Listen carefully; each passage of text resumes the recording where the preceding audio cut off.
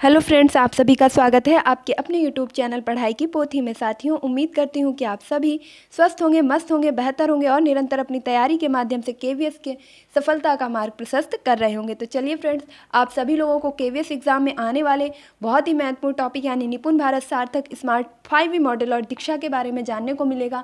यहाँ पर वो क्वेश्चन आप देखेंगे जो आपके एग्जाम में आने तय हैं। तो फटाफट से, इससे पहले कि अगर आप चैनल पर नए हैं, इसे सब्सक्राइब कर लीजिए, बेल आइकन को प्रेस कर लीजिए ताकि आगे आने वाली वीडियो की सभी नोटिफिकेशन आप तक पहुंच सकें। तो आई होप कि आपने चैनल को जरूर सब्सक्राइब कर लिया होगा। यहाँ कराई जाती है आपकी सभी शिक्षक प्रशिक्षक भर्ती परीक्षाओं की तैयारी के साथ साथ अन्य सभी कॉम्पिटेटिव एग्जाम के लिए जीके जीएस हिंदी के साथ साथ आप करंट अफेयर्स ऑन सभी एग्जाम्स के लिए यहाँ पर तैयारी कर सकते हैं। तो फटाफट से इसे सब्सक्राइब कर लें। आगे की जानकारी को देखेंगे और हम सबसे पहले देखेंगे 5E मॉडल के बारे में। देखिए, समय बिल्कुल भी नहीं खराब करना है क्योंकि ये समय आपके लिए बहुत ही ज़्यादा इंपॉर्टेंट है। तो 5E मॉडल देखिए, मैं यहाँ पर संक्षेप में चीज़ों को ले करके चलूँगी, आपको बस एक नज़र डालनी है, बाकी चीज़ें आप वहाँ पर अच्छे से कर पाएंगे। तो 5E में आपके बताया गया है, सबसे पहले ई का जो अर्थ है वह है इंगेज यानी कि किसी चीज़ में संलग्न होना, संलग्न करना। नेक्स्ट है आपका एक्सप्लोर करना, यानी जब आप किसी काम में संलग्न हो जाएंगे तो वहाँ पर आप नई नई चीज़ों को एक्सप्लोर करेंगे, खोजेंगे, तो अन्वेषण करना। देन आपका है एक्सप्लेन यानी कि व्याख्या करना, और उसके बाद आता है आपका एलेबोरेट यानी किसी चीज़ को और भी ज़्यादा बढ़ाना, विस्तार देना। तो फर्स्ट आपका क्या था? इंगेज, एक्सप्लोर, एक्सप्लेन और एलेबोरेट। नेक्स्ट आपका आ जाता है एवल्यूट। एवल्यूट का मतलब है आपका मूल्यांकन करना। तो इस प्रकार आपने 5E के बारे में अच्छे से समझ लिया होगा। देखिए, यहाँ पर बहुत ज़्यादा व्याख्या के लिए समय इसलिए नहीं लूँगी क्योंकि आपका एग्ज़ाम बहुत ही पास में है। तो आपको क्या करना है, बस इन 5E के बारे में एक बार नज़र डाल लेनी है अच्छे से कि क्या क्या इसका अर्थ है। संलग्न करना, अन्वेषण करना, व्याख्या करना, विस्तार देना और मूल्यांकन करना। बस आप इतना दिमाग में बैठा लीजिए कि इन 5E का फुल फॉर्म क्या है: इंगेज, एक्सप्लोर, एक्सप्लेन, एलेबोरेट और एवल्यूट। अगर आप इतना याद रखेंगे तो आपको इनमें से बस यही पूछा जाएगा कि इसमें से एक कौन सा ई का जो है मतलब नहीं है, या इनमें से कौन सा एक ई नहीं है, इनमें से कौन सा एक ही है। इसके साथ साथ किस प्रकार से हम किस ई का प्रयोग करके व्याख्या देंगे, तो किसका प्रयोग करके, एक्सप्लेन का प्रयोग करके। तो इस प्रकार आपसे क्वेश्चन पूछे जाएंगे, आप आसानी से उन्हें कर पाएंगे। देन हम देखेंगे FLN के बारे में। FLN का जो फुल फॉर्म है वह होता है फाउंडेशनल लिटरेसी एंड न्यूमरेसी। आपसे फुल फॉर्म पूछा जा सकता है तो आप बहुत ही अच्छे से उसे देख लीजिएगा। फाउंडेशनल लिटरेसी एंड न्यूमरेसी का अर्थ होता है मूलभूत साक्षरता और अंक ज्ञान। इसके माध्यम से जो है बच्चे को मूलभूत साक्षरता यानी कि उसका नाम लिखना, पढ़ना, ये चीज़ें उसे सिखाई जाएंगी, और उसके साथ साथ अंक ज्ञान यानी कि छोटी मोटी गणित के बारे में भी उसे आना चाहिए, जैसे जोड़, घटाना, गुणा, भाग इत्यादि चीज़ें उसे अच्छे से समझ आनी चाहिए। इसके अंतर्गत आपके 3R भी लाए गए। 3R का मतलब है आपसे प्रश्न पूछा जाएगा कि FLN के अंतर्गत आने वाले 3R में से इनमें से कौन सा नहीं है। तो आप तीनों ही सुन लीजिएगा: रीडिंग, राइटिंग एंड अर्थमेटिक।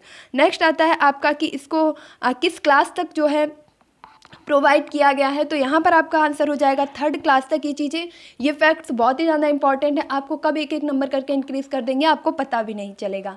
तो FLN किस क्लास तक लाया गया था? क्लास 3rd तक। इसकी आयु सीमा क्या है, यानी कि वर्ष 3 वर्ष से लेकर के 9 वर्ष तक के बच्चों के लिए FLN लाया गया था। 3 वर्ष से लेकर के 9 वर्ष के बच्चों के लिए FLN लाया गया था। इसका टारगेट वर्ष जो है वो निपुण भारत अभियान के अंतर्गत सेट किया गया था, और इसका टारगेट रखा गया था कि 2026 से लेकर के 27 तक FLN के टारगेट को पूरा करना है। अब FLN के टारगेट को क्या पूरा करना है कि 3 वर्ष से लेकर के 9 वर्ष तक के सभी बच्चों को कक्षा 3 तक मूलभूत साक्षरता और अंक ज्ञान प्राप्त करवाना, यही FLN का मूल उद्देश्य है। तो foundational literacy and numeracy. I hope कि आप दोनों चीज़ों को अच्छे से समझ चुके होंगे। देन हम चलेंगे 3rd पॉइंट की तरफ, और अगला आता है दीक्षा। देखिए, आप अगर फुल फॉर्म भी अच्छे से याद रखेंगे तो वहाँ पर आप अपना आंसर कर पाएंगे, क्योंकि कई सारी चीज़ें हमें अर्थ ना पता होने के कारण ही गलत हो जाती हैं। तो यहाँ पर हम देखेंगे दीक्षा का फुल फॉर्म जो है digital infrastructure for knowledge sharing. Digital infrastructure for knowledge sharing यानी डिजिटल रूप से अपने ज्ञान को साझा करना। तो दीक्षा ऐप आपका भारत सरकार द्वारा और NCERT के मध्य भारत सरकार और NCERT के द्वारा जो है लाया गया एक ई लर्निंग ऐप है, जिसके माध्यम से बच्चे अपने पढ़ाई को, अपने कंपटीशन को जारी रख सकते हैं। क्योंकि कोरोना काल के टाइम पे जो स्कूल थे वो लगभग पूरी तरीके से बंद कर दिए गए थे, तो बच्चों की पढ़ाई को आगे बढ़ाने में बहुत ज़्यादा दिक्कत हो रही थी। इस चीज़ को फेस करते हुए भारत सरकार और NCERT ने मिल करके एक दीक्षा ऐप जो है लाया और इसका फुल फॉर्म है digital infrastructure for knowledge sharing. यानी कि उस समय में जो टीचर थे छात्र से वो अपने कम्युनिकेशन को डिजिटल माध्यम से अपनी पढ़ाई को जारी रख सकते थे। इसके अंतर्गत निष्ठा जैसे प्रोग्राम्स को भी क्या कर दिया गया, मर्ज कर दिया गया, यानी इसे दीक्षा ऐप के अंतर्गत डाल दिया गया।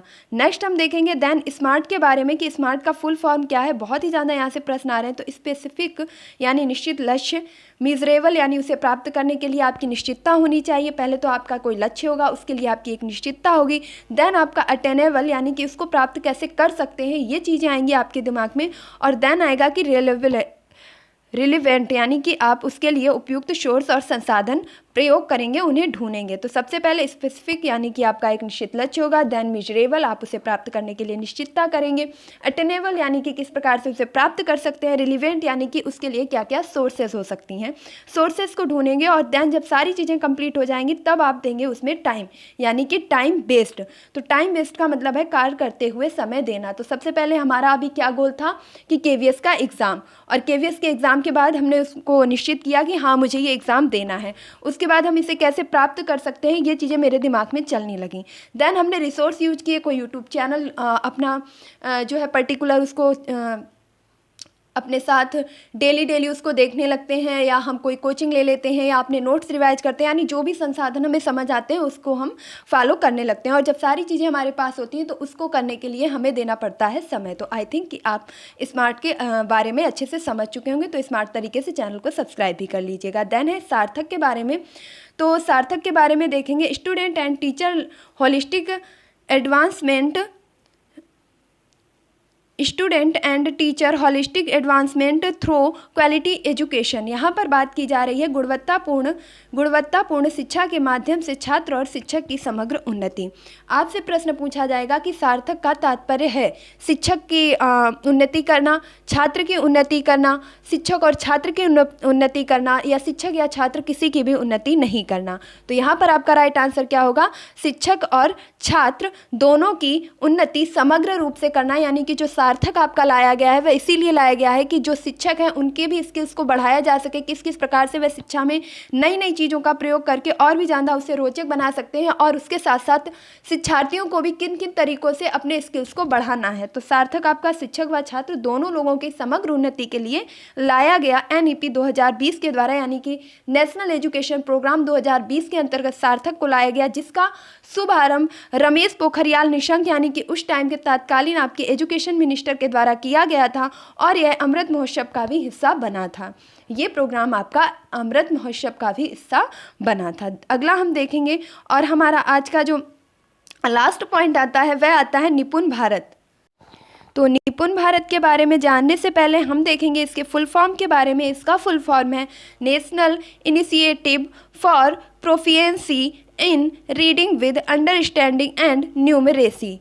देखिए, निपुण भारत अभियान का फुल फॉर्म एक बार फिर से सुन लीजिएगा, क्योंकि ये फुल फॉर्म आपसे पूछी जा सकती है और बीच का एक शब्द भी अगर आगे पीछे कर दिया जाएगा तो चीज़ें गड़बड़ हो जाती हैं। तो national initiative for proficiency in reading with understanding and numeracy, समझ के साथ अपने अंक गणित और तर्क को बढ़ाना। इसके साथ साथ हम देखेंगे कि ये FLN को प्रमोट करने के लिए लाया गया था।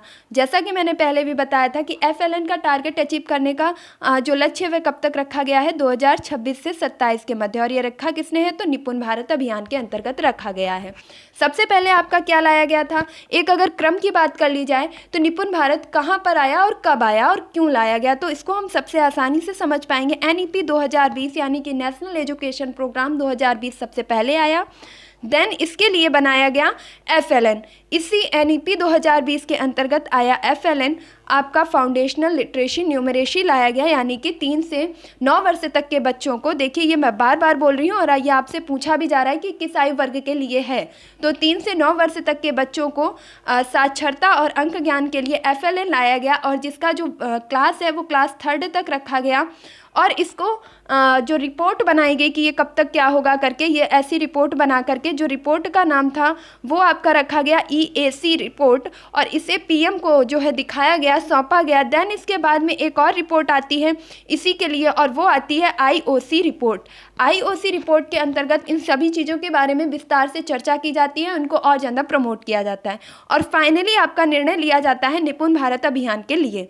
और निपुण भारत अभियान की जो शुरुआत है वह की जाती है 5 जुलाई 2021 से। तो अब आप अच्छे से समझ चुके होंगे कि सबसे पहले आपका क्या आया है। सबसे पहले आया है आपका NEP 2020, देन आया है आपका FLN के बाद आया है EAC, और EAC रिपोर्ट के बाद आई है IOC रिपोर्ट, और उसके बाद आपका अंत में आया है निपुण भारत अभियान, जो कि FLN के प्रोग्राम को और भी ज़्यादा विस्तार देगा। निपुण भारत अभियान कब लाया गया, तो 5 जुलाई 2021 को। आप डेट भी अच्छे से याद रखेंगे। तो आई होप कि आपको ये सारी जानकारी जरूर पसंद आई होगी, अपनी परीक्षा की दृष्टि से हेल्पफुल लगी होगी। तो हमने निपुण भारत अभियान के बारे में पढ़ा, सार्थक के बारे में पढ़ा, स्मार्ट के बारे में पढ़ा, दीक्षा के बारे में पढ़ा, FLN, और इसके साथ साथ 5E मॉडल के बारे में भी अच्छे से पढ़ लिया है। तो आई होप कि आपको ये वीडियो जरूर पसंद आया होगा, अपनी परीक्षा की दृष्टि से हेल्पफुल लगा होगा। तो जिन किसी का भी एग्जाम आने वाले टाइम में है तो प्लीज़ इस वीडियो को ज़रूर देखिएगा। और अगर आप चैनल पर नए हैं, आपने अभी तक पढ़ाई की पोथी को सब्सक्राइब नहीं किया है, तो क्या कर रहे हैं, फटाफट से इसे सब्सक्राइब कर दीजिए, बेल आइकन को प्रेस कर लीजिए, ताकि आगे आने वाली वीडियो की सभी नोटिफिकेशन आप तक पहुंच सकें। मिलती हूँ अपने नेक्स्ट वीडियो में, तब तक के लिए खुश रहिए, मस्त रहिए, पढ़ाई में निरंतरता बनाए रखिए, अपने माता पिता गुरुजनों का सम्मान कीजिए, और पूरे कॉन्फिडेंस के साथ में अपना एग्जाम देने जाइए। Thank you for watching this video.